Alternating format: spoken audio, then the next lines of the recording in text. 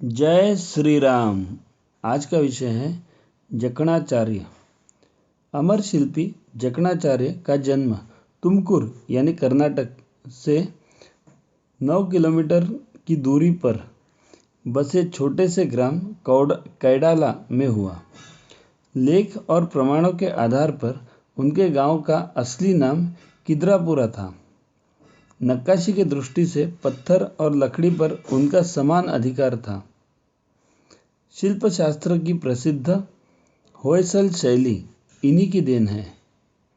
उनकी जिंदगी प्रेम पूर्वक कला को समर्पित थी।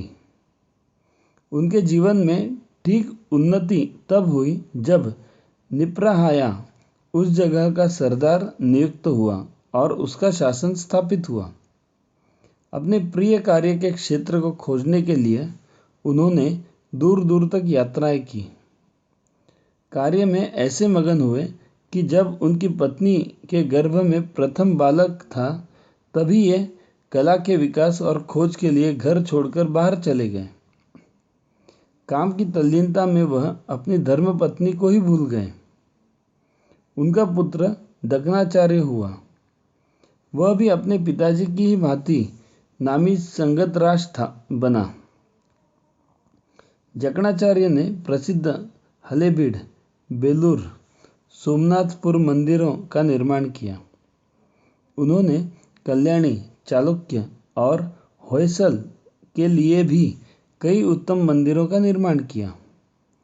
पुत्र दक्नाचार्य ने बड़े होकर अपने पिताजी को ढूंढ निकाला। दक्नाचार्य को बेल्लूर में संगतराज के पद पर नौकरी मिली। उन्होंने वहां रहकर जकणाचार्य द्वारा बनाए गए भवनों पर दरार का अवलोकन किया।